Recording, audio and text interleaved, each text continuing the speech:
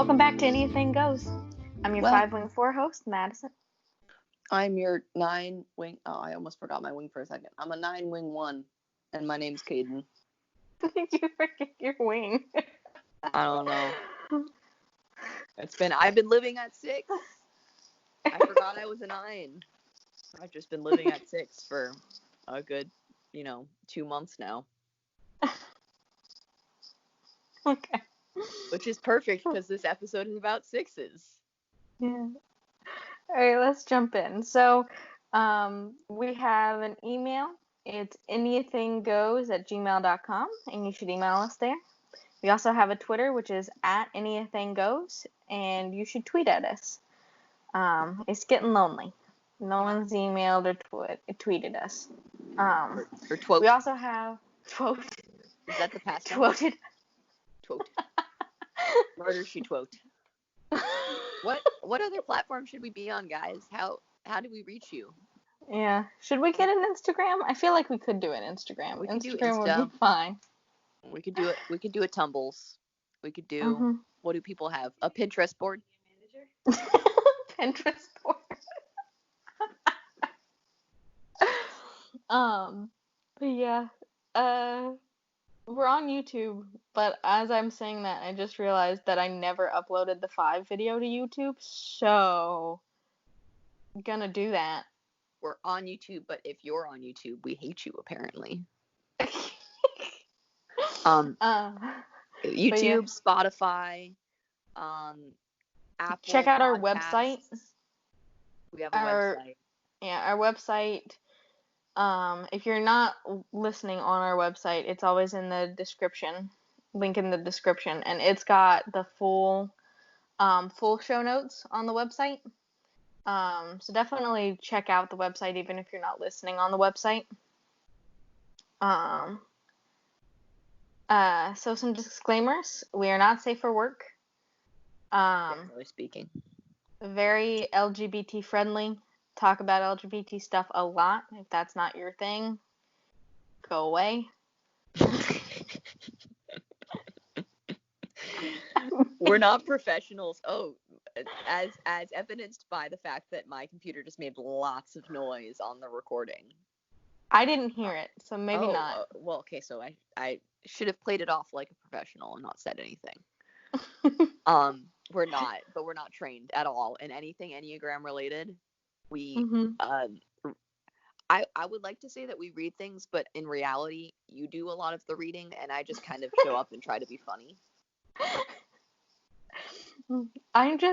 Listen, you even bought me a professional microphone, and I'm still using my phone because I just can't get, honestly, I think it's my internet here, because every time I try and do it on my computer, it just lags so much that the audio we can't keep, so. Well, every single time I try to use my computer to record, the 5 million fans that live inside its small, tiny body all go off at once. And it sounds like a wind tunnel. Yeah, so we're not professional, and as soon as we can get better audio, we will. But yeah, so I want to answer the question of we need to change it. Question of the month. Question of the month, because we only post once a month. So the question of the month from last episode was 6s. Do you take the red pill or the blue pill from like the Matrix? And the red pill reveals unpleasant truths, and the blue pill keeps you in the dark and is like blissful ignorance, basically. So I think that no 6 would ever like actively seek out like a red or blue pill. Oh, no. But if someone came up to them, like they stumbled upon it, and then they were like, here, you got a choice. You got the red pill or the blue pill. You got to take one of them. I think 6s would overwhelmingly take the red pill, because I don't think their like paranoia wouldn't let them live in blissful ignorance. They'd be like, but what if it means I'm like, what if there's going to be a catastrophe, or like, like that kind of thing. Yeah. I think it would make them feel more safe, more secure to take the blue pill or take the red pill and know Right. But yeah. Um, my take is that the sixes, like, I agree, if they're going to take the pills, they would take the red pill. I think that they might just be like, I'm not taking any weird substances that someone gives me that I don't know what's in them. That is also very true. That's one I You hadn't know, considered. they would just be like, fuck no, I'm not taking something. Runs No, away. this is how you get roofied and end up dead in a gutter somewhere, Like, sixes are not going to do that shit unless someone they trust tells them to do it. Yeah. Okay. Agreed. Okay. Six All right. basics. Yeah. So, if you haven't watched our first episode, we do an introduction to every single type, and we're going to recap some of that information. But you should definitely go back and listen to that first introduction episode. But yeah, so the sixes are called the loyalist, the defender, the buddy. Buddy. I like Yeah, that the one. buddy. I honestly really love the buddy one. Buddy. I feel like it's just sixes have good doggo energy. You know?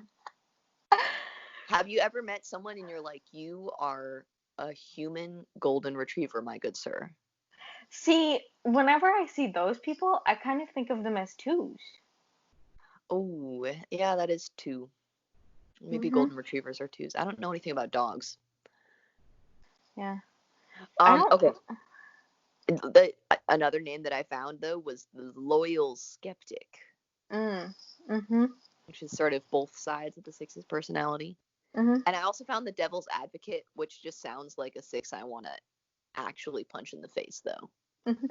I feel like those are the counterphobic sixes because I read some more Yeah. about phobic and counterphobic sixes, which we'll get into in just a I little think bit.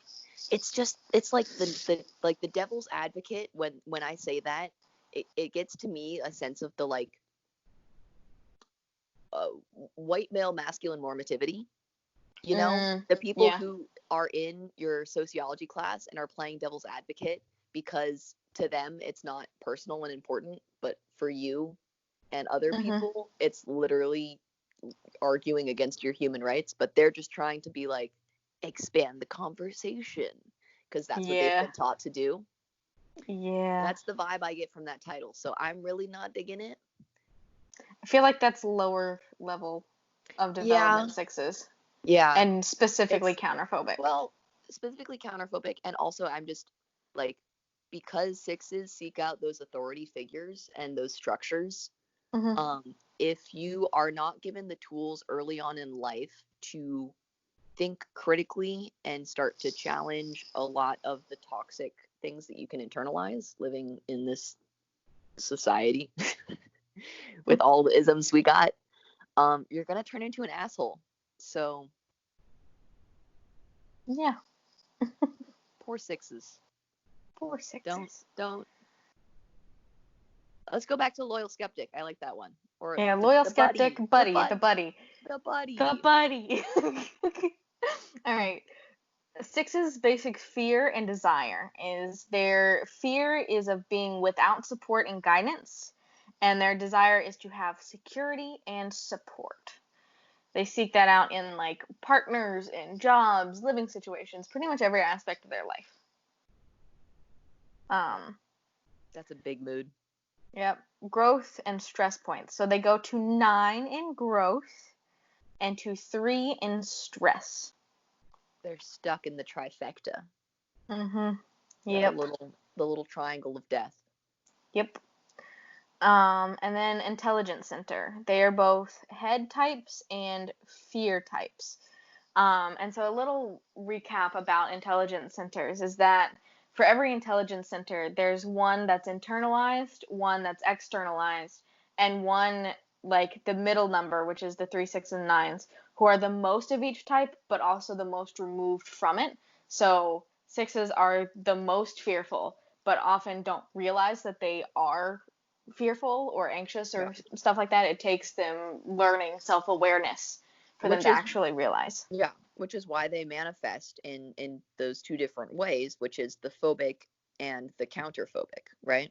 That's Yes. like the reflection of the internal external dynamic. Mm-hmm. And so phobic sixes are sixes that shy away from their fears. So if they see something and they're like, I'm scared of that, then they like scurry away, they try and avoid it, lay low. Counterphobic sixes see something and they're afraid of it and they're like, I want to need go to touch beat it. yeah, it's like I have to beat it before it beats me. So I'm gonna go and I'm gonna be super aggressive towards it. I'm gonna face that fear. I'm gonna conquer it. They go Um, skydiving. yes. So, I used to think so. Both of my siblings are sixes. My sister is a 6'7", and my brother is a 6'5". I used to think that my brother was a counterphobic six because I used to think that both of my siblings were counterphobic sixes, um, because they're both Marines, and so they both were like, they like rough and tumble, like fighting, that kind of stuff. Sterling wants to go to SEER school now, which is search and rescue school. He wants to go on like search and rescue missions, like high danger missions and stuff like that. So I used to think that he was counterphobic. But after reading them and reading their like pitfalls and stuff like that, pitfalls and strengths, I think he might be phobic, which was a discovery that I made. And here's the reason why.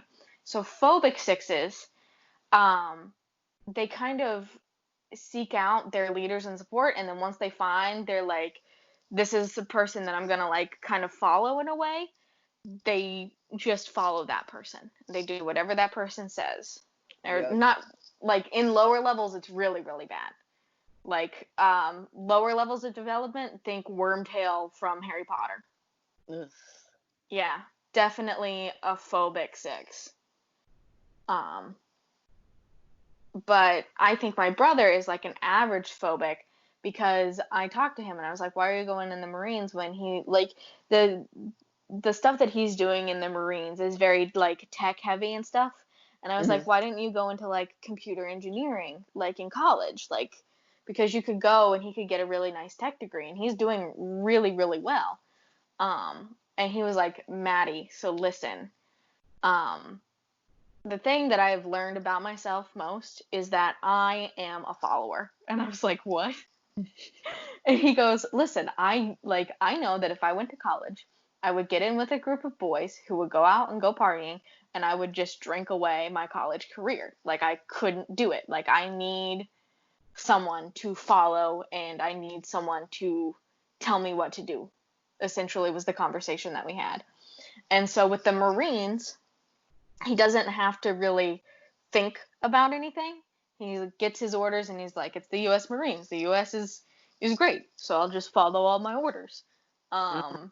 Which is See, this is prob- why it's this is why problematic, I know but I'm a 9, because like you say some things about the 6 and I'm like, I too crave security, and then you mhm. say shit about that and I'm like, oh, actually though, I could never be like a real 6.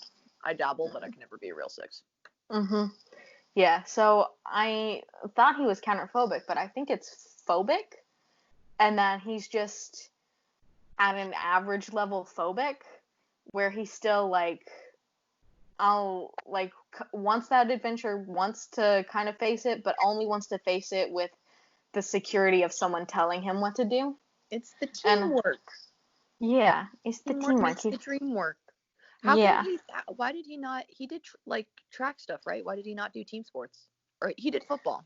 he did football. He did lots of sports actually. So he Okay. did football. He did track. I bet 6s Um, are big sports players. I think so. Yeah. It's the Um. competitiveness. It's like Mhm. you got kind of a team dynamic going on there. You have a direct coach. And just think Mhm. about like the sports mentality is Mhm. it leads well into that sort of rigid structuralism. Mhm. And I think the reason he did like track as opposed to like baseball, which would have been our like summer sport. Our school was Mm-hmm. very, very small, and so your summer sports were track, tennis, and baseball slash softball. Like that was it. Mm-hmm. Um, and so in a small town, politics play a larger role, like a lot larger role in like sports and stuff. So So it's more about the like people. yeah, and so like whoever the coach's son is, they get whatever spot that they want, and then depending on who their friends are, they get whatever spots they want, that kind of thing.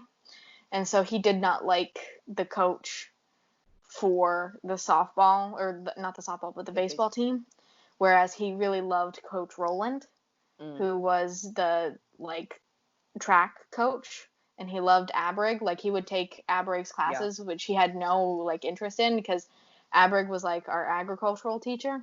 Mm-hmm. And so Sterling, who does not like plants, still does not know really anything about plants, doesn't like gardening, would take all of Abrig's classes, just so he could be like around Abrig.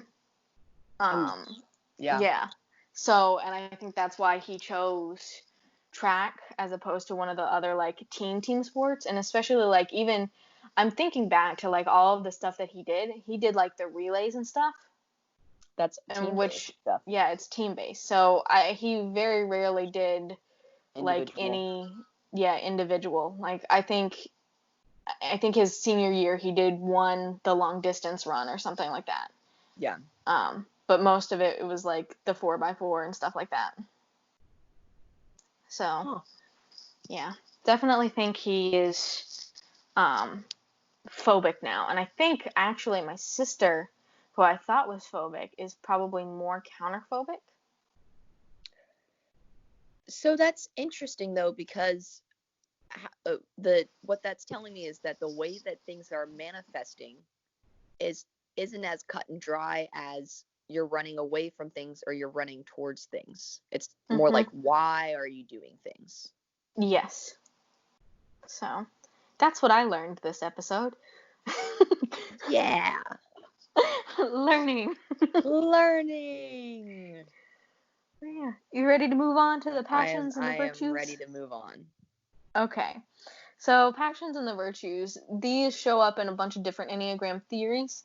Um, and they're basically, it depending on who you're reading, um, shapes what they are. Some people think that the passions are the pitfalls of our characters. Some people think they're coping mechanisms, stuff like that. We've mainly been leaning on Huertz's because his is more like this is a coping mechanism that your type uses as a tool, and Can I it derail us for like half a second? okay, I've been yes, thinking about the Enneagram like discourse, mhm, right? And the thing that gets me is that it's a lot like I just got out of academia. I just finished college. It's a lot like how academia is, where like people just can't fucking agree on anything, right?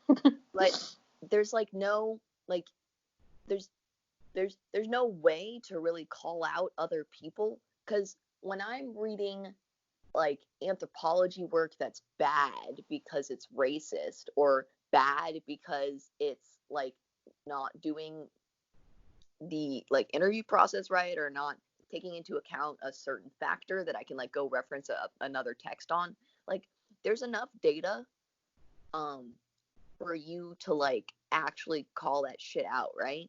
But mhm, the part of the problem that I've been seeing with the Enneagram stuff is that like how am I going to say that your Enneagram stuff is wrong, because I don't I there what studies? There are no studies.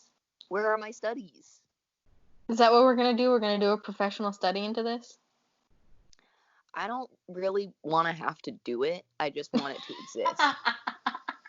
I want it to exist so that I can go do research about it and Mhm. I don't have to do the actual research.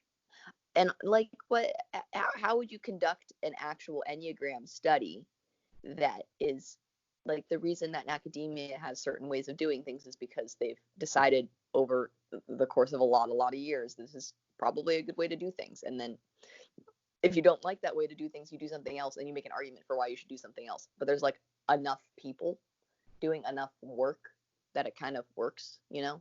But Mhm. like there's just not that much work. There's not enough people and they're not really doing work, and they're not really doing the work that's interested in the academic work, right? They're like, here is the spiritual enlightenment, and I can't argue with your fucking spiritual enlightenment. I can't. I can't argue that you did not find spiritual enlightenment. There's no argument there. I feel like we need more 5s. I feel maybe we need 5s. Is it Rizzo? That's the 5? Well, I know one of them is a 5, and maybe we should start reading their stuff. Maybe it'll be more. But yeah, let's just buy all their books. Yeah. Let's just try to find PDFs of their books online. Not JK, we can edit that out, right? We're not committing piracy. I'm sorry, I didn't mean to interrupt. It's just when you're saying like stuff about Ichazo, and I'm like, but I can't even read Ichazo because it's all occult. I want to steal that book. I've never really wanted to like steal anything in my life, but that I do want to steal. It's all occult though. How are we supposed to get the information? I want the information.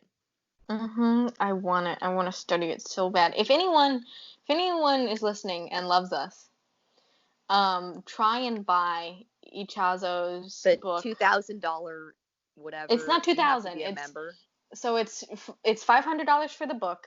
You have to pay your membership fees, which I forget how much those are, and then you have to do 2 of their. This is like knockoff Scientology. What the fuck? It really is. This is knockoff Scientology. I want to read it so bad. Maybe they're all 5s. Maybe that's all the people that they get to join, is they just want the info so bad that they're like, this is worth it. I will dip into my 401k Roth IRA to buy this fucking book. Okay.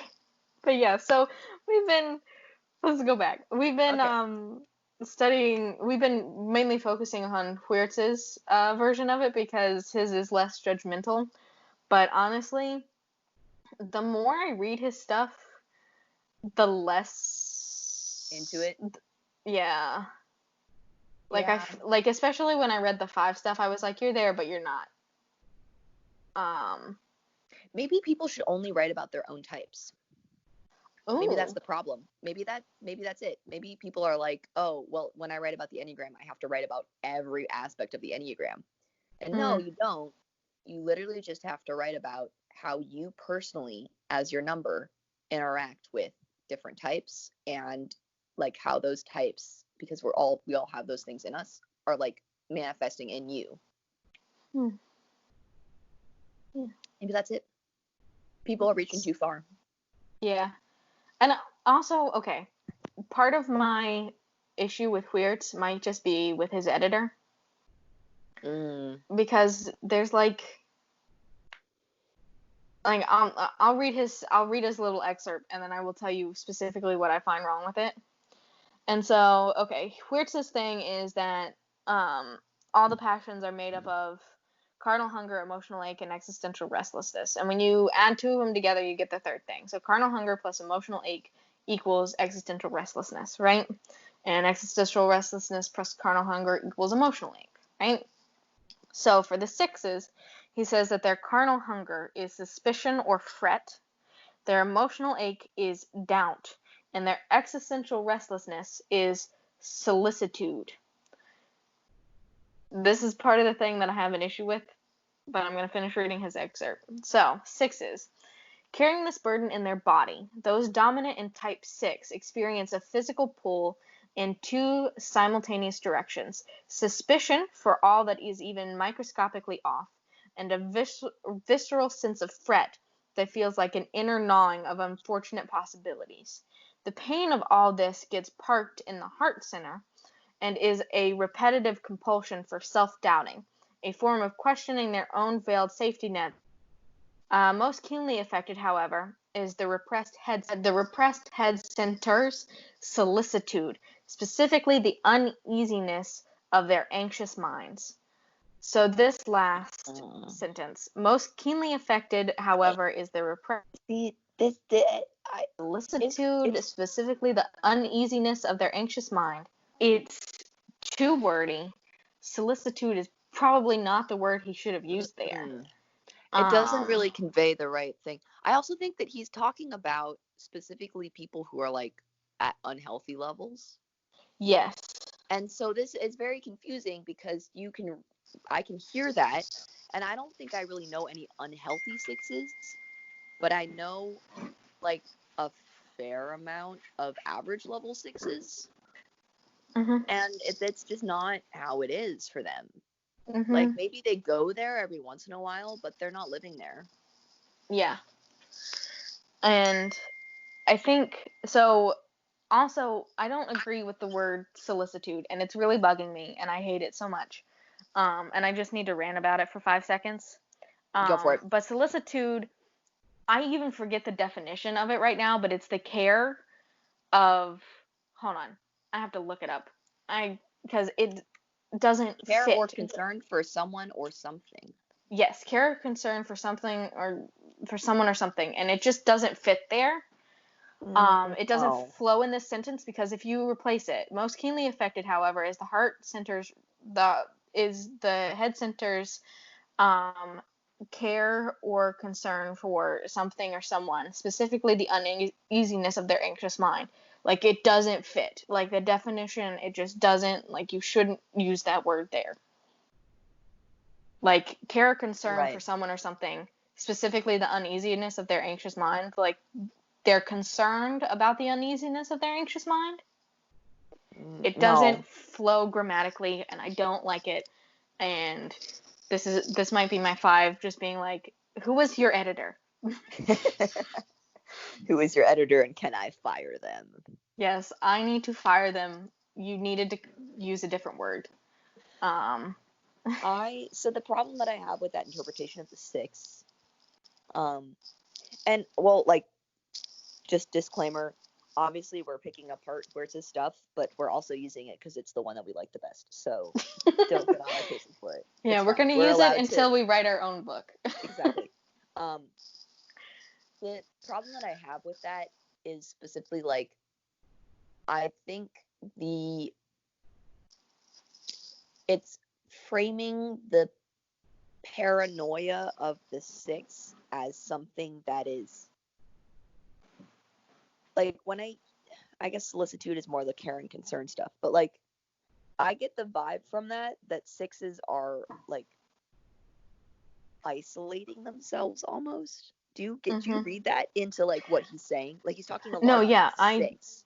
And I feel yeah. like you can't talk about the 6, you have to talk about the 6 in their environment, because the 6s are very hyper focused on what's happening in the, like, not hyper focused on what's happening in the environment in the way that an externally facing some person is, but like hmm the 6s are never out of context, and that's the problem because they're so detached from their head center, right? hmm Like as a 5 or like a 7, you can just be in your head and kind of be out of context a little bit, but 6s hmm are never actually out of context. Because they need that information. They're Yeah, like they they're don't not feel ever safe. analyzing things, they're just constantly taking in things, or hmm they're like over analyzing things. Like there's one part of that equation is not quite there that needs to be, you know. Yeah. And I think I'm going to read this other one, which I also don't think is great, but I think it's a little bit better, which with its wording, which is fear which leads to cowardice, which I think is the right word, where it's not always Mm, cowardice, but that it can lead to cowardice.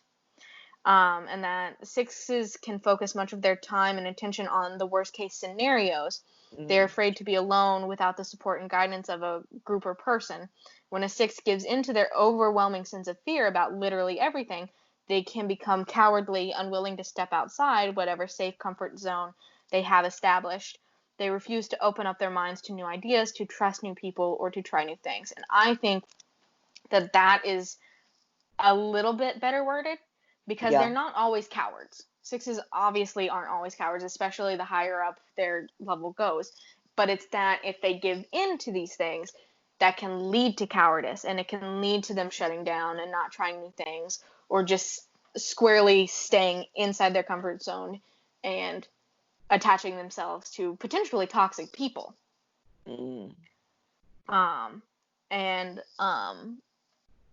this, I have to be aware of what the pitfalls might be so that they can be averted. Mm-hmm.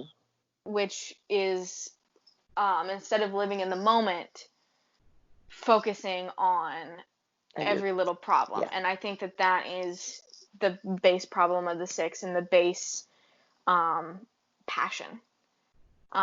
So I think that all 3 of these, if you put them together and take some of it, you're gonna kind of get there. Or we're also not professionals, so we might just be completely wrong.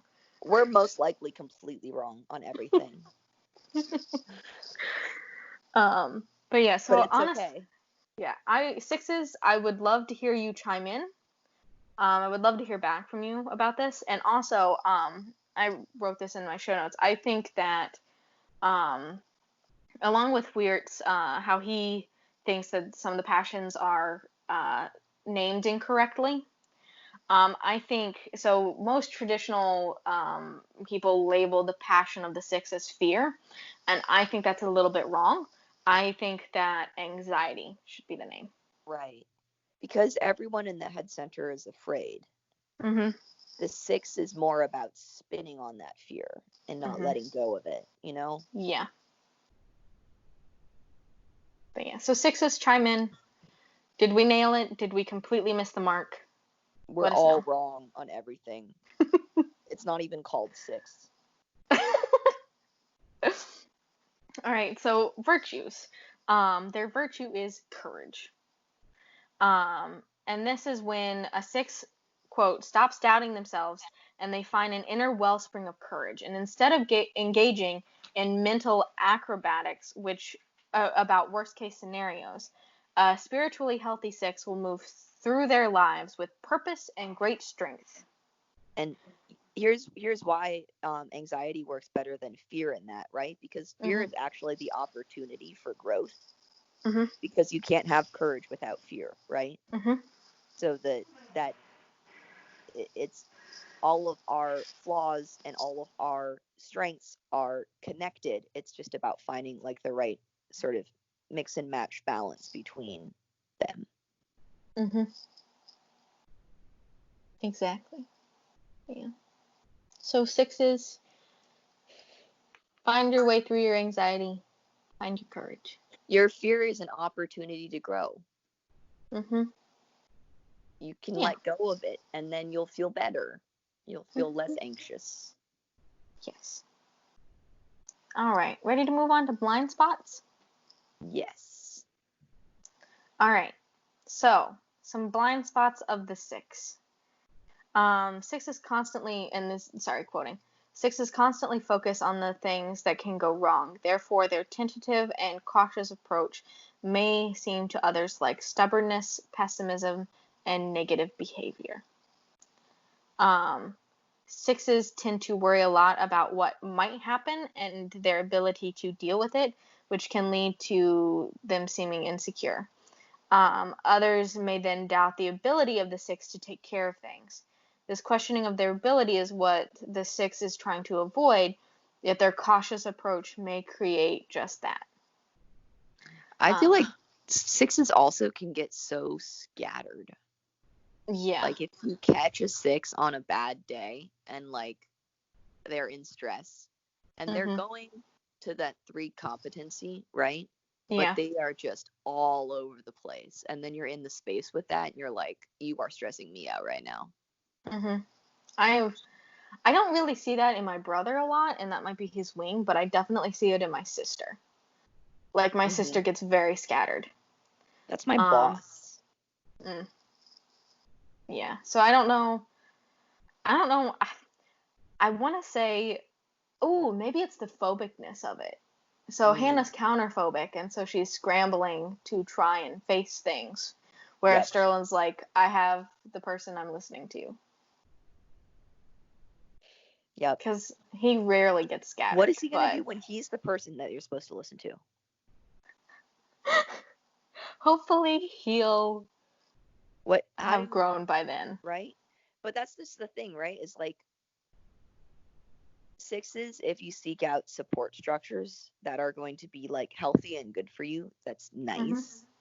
But part of that process is most likely going to be you succeeding there because you have those support structures and getting promoted to a spot where you have to become the support structures. How does that work for you? Yeah, You've got to do some real growth. Sixes email us. What does it look like when you are in charge, when you're the leader? Yeah. I feel like they'd be really good leaders, though. I think so too.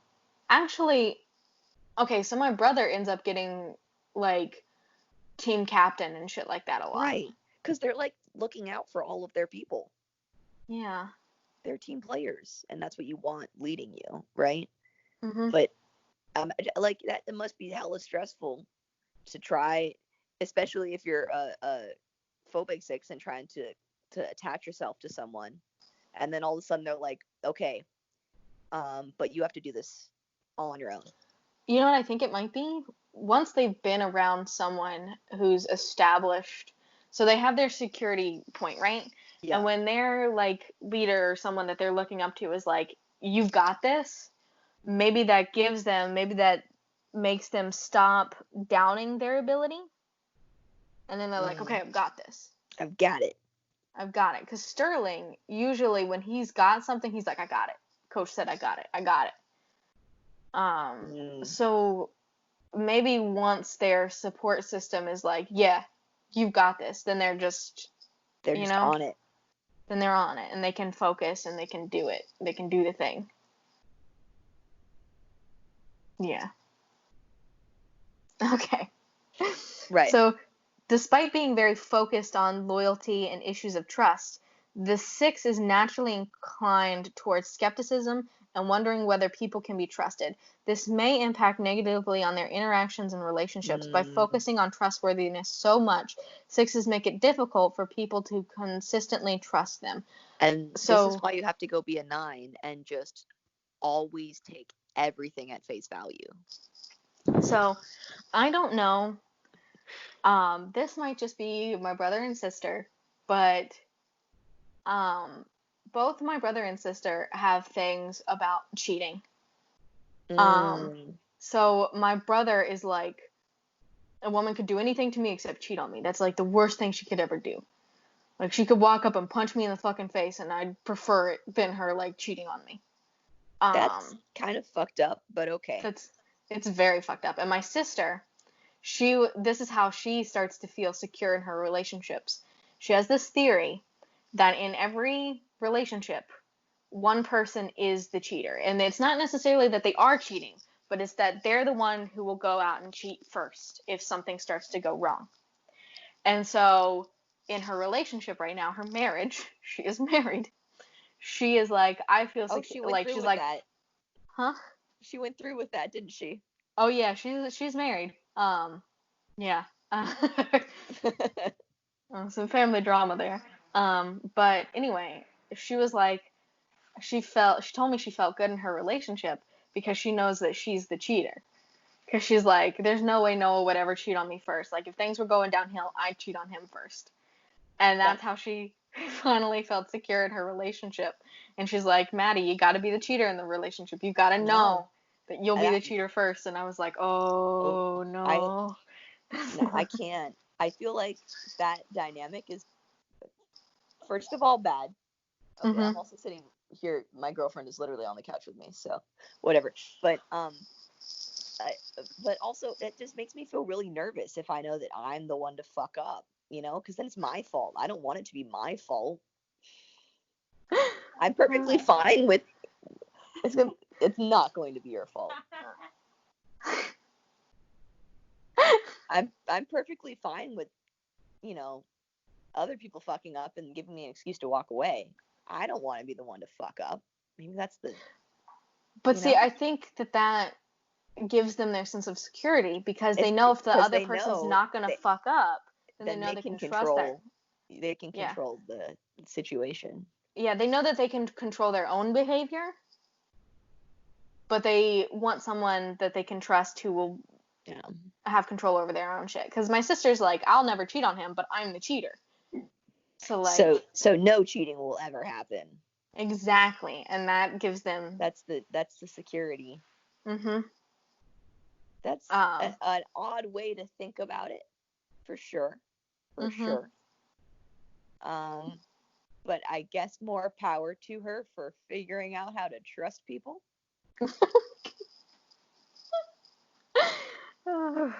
My brother needs to figure out a way because he's constantly a little paranoid about it.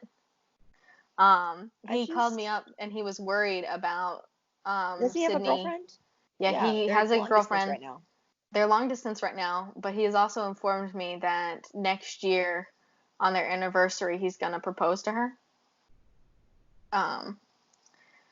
Which I don't think quick, man. What if she watches the podcast? KJ just yelled from the bedroom. What if she watches the podcast? She doesn't. She doesn't listen to the podcast. Also, I'm pretty sure they've been talking about it. Like, I'm a proponent of talk to the person you're going to propose to before you propose to them, because it seems like a big investment to get into before you know. Yeah.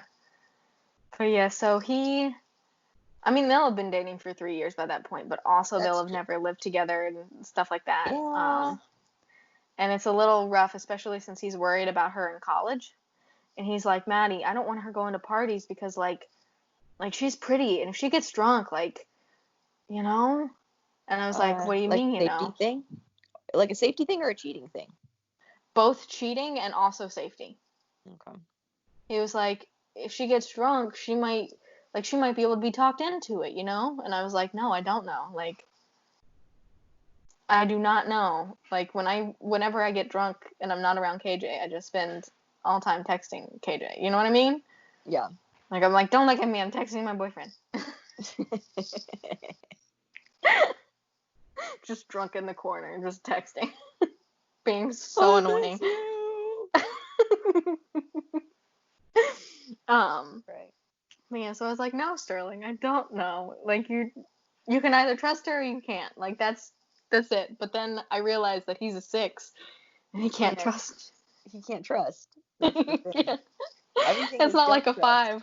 Yeah, it's not like a 5 who, like, either trusts you or doesn't, and most likely just doesn't. The problem is 5s, you got like tests for people to pass and shit, right? Like, as soon as they prove themselves, you're like, okay, you good, and then they come in, right? But 6s, they don't have any tests. They haven't built any of that up for themselves. There is no test. There's no way you can win. It's just constant paranoia. Which leads us to our next blind spot. Projection is a core issue for the 6. Projecting fears onto the people around them may be a way to avoid owning their own emotions, concerns, and worries. Is it projection a core issue for all of us? No, just me? That might be your 6. Honestly, I'm like actually vibing a lot with some of this stuff. Like, the core things, not so much, but when we talk about habits, well, I guess when you disintegrate, you take some of the worst bits of the 6, which is projection. Yeah. So that might be why some of this is vibing. I personally, as a 5, I don't like when you were like, isn't that a core issue for all of us? I was like, no. Nope. Because my first thought is always internal. My shit to myself. I keep all my shit to myself, and my first thought is when something goes wrong, I look at myself first, and I'm like, what happened? Like, what's going on? Like, I have projected before, but it's very, very rare for me to project. Like, also, for anyone listening, pretty much every blind spot for any type, everyone can have these issues. It's just that these issues are more prominent in 6s and they recur more often in 6s. So yes, if you've projected before, that doesn't necessarily mean you're a 6. It's just that 6s have problems with projection. Like, they're all 9s mistyping themselves. Being like, I do that.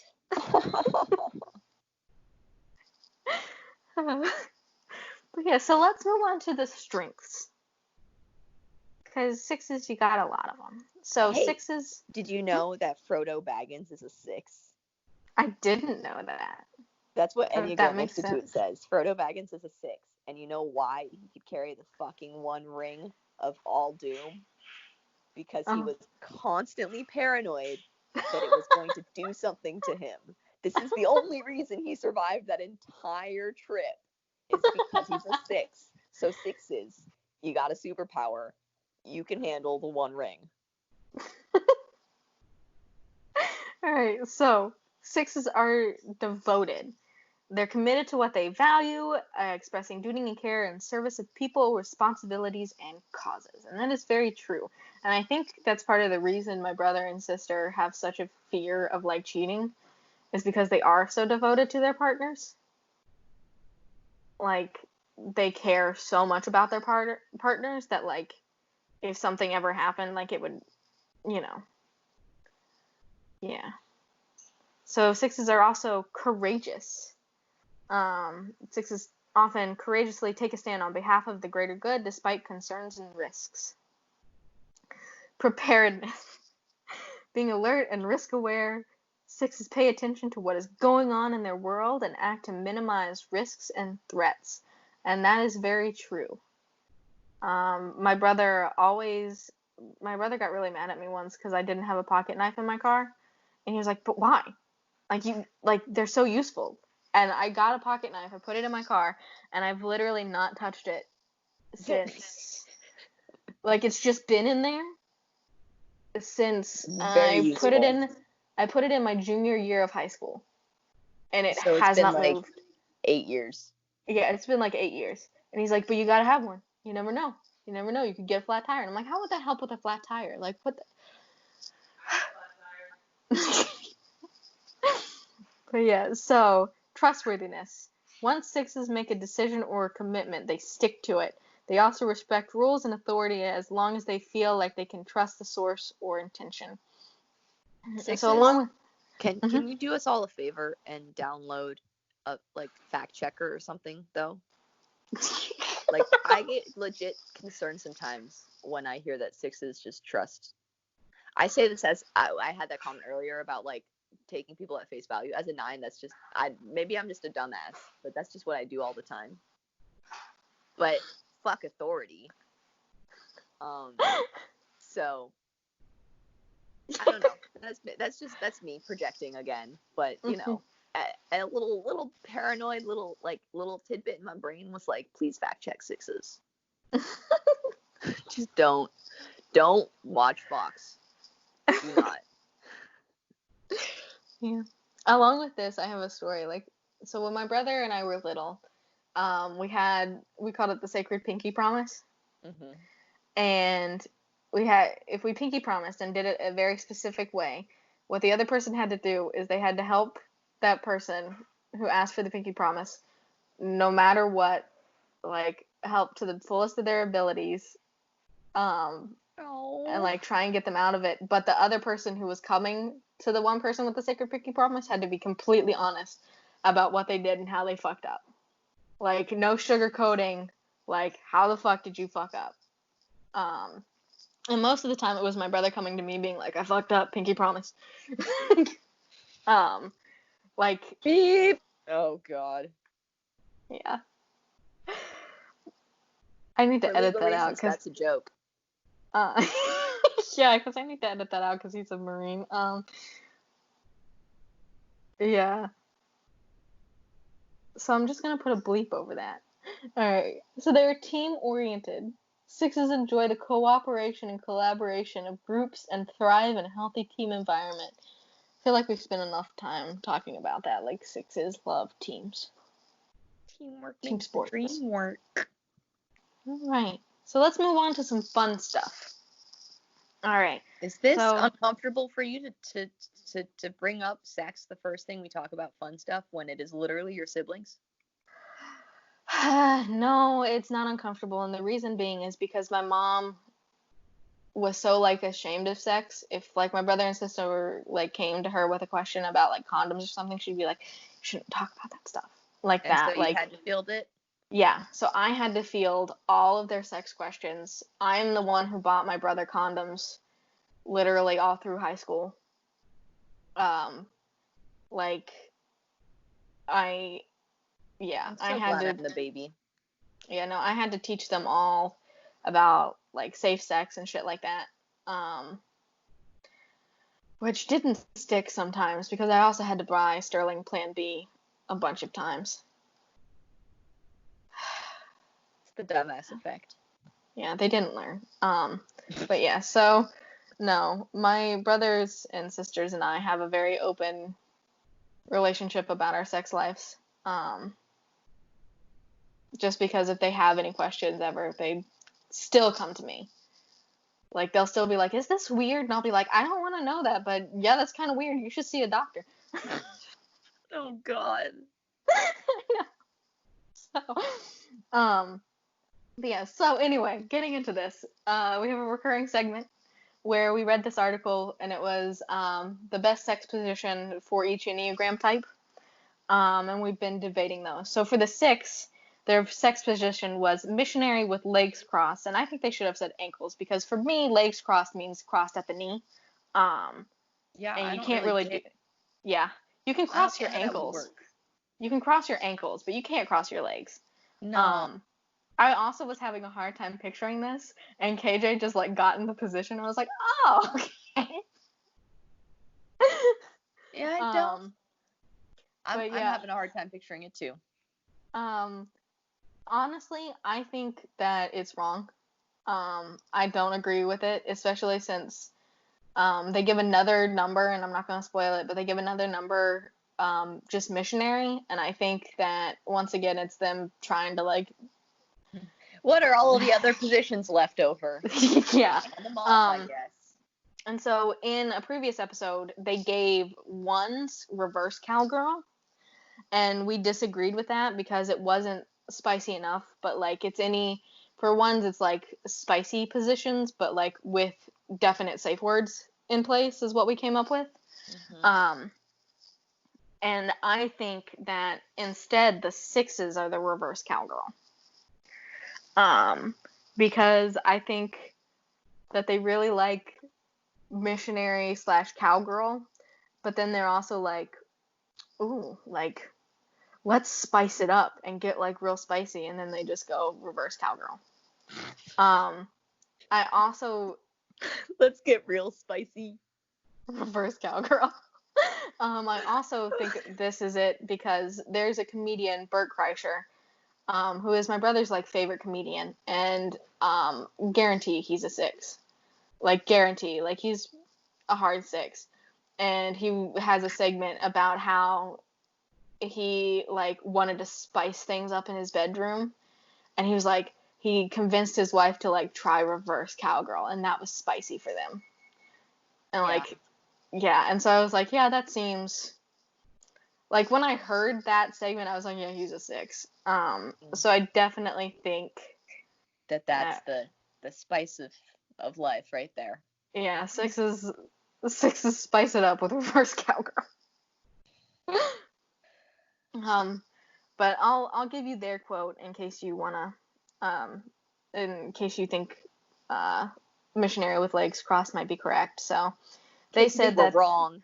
Yeah, they said that the loyalist loves to connect with others. They also don't shy away from intensity. The perfect sex move for them would likely be something that involves a lot of skin and eye contact.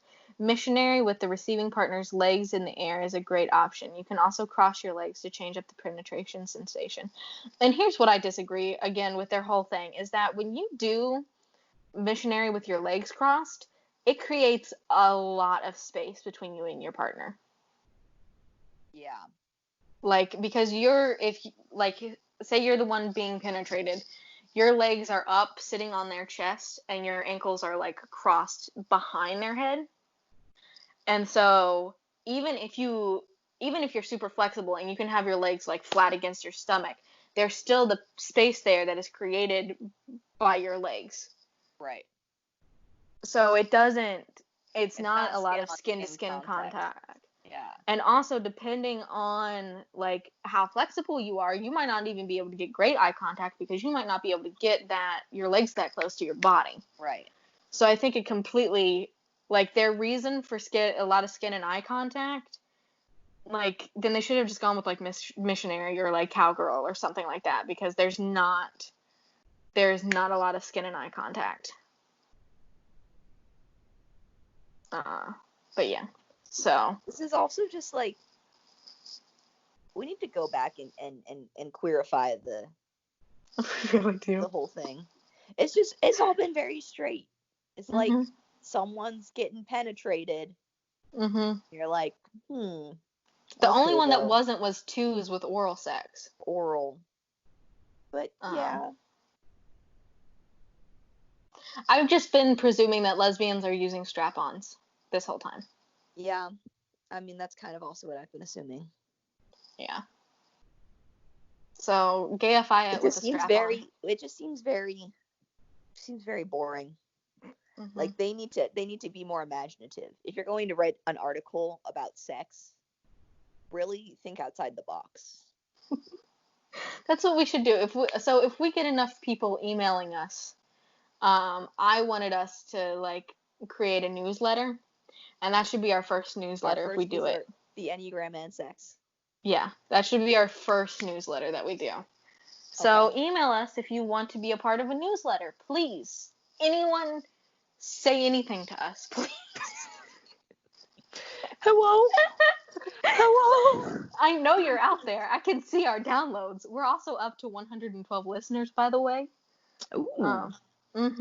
So I see your downloads. I see you. There aren't many of you, but one of you tweet at us or email us, please. We are quality over quantity. Mhm. Except our episodes. Our episodes are neither quality nor quantity. I think they're quantity sometimes. There's a lot. Like the of it last in one was episode. 2 hours, and I had to pare it down. Okay. You have dog opinions.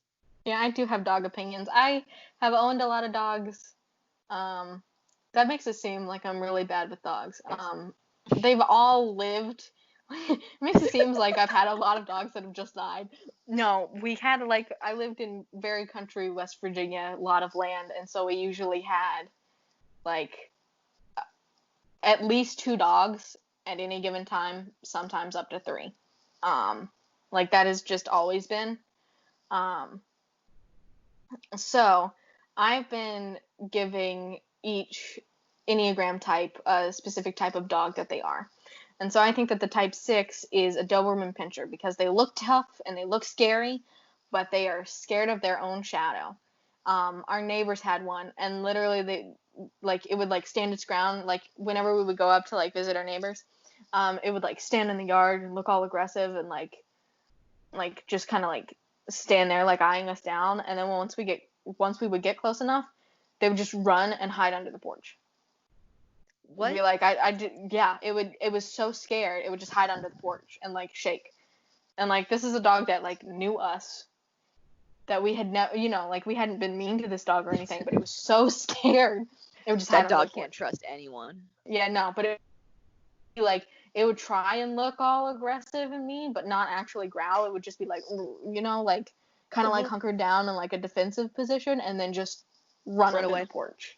Yeah, whimpering. What Enneagram type has small dog energy? Maybe 8s with Chihuahua, because Chihuahuas are aggressive as shit. Yeah, where they like will try to fuck you up, and you're like, Uh-huh. you are literally 2 centimeters tall.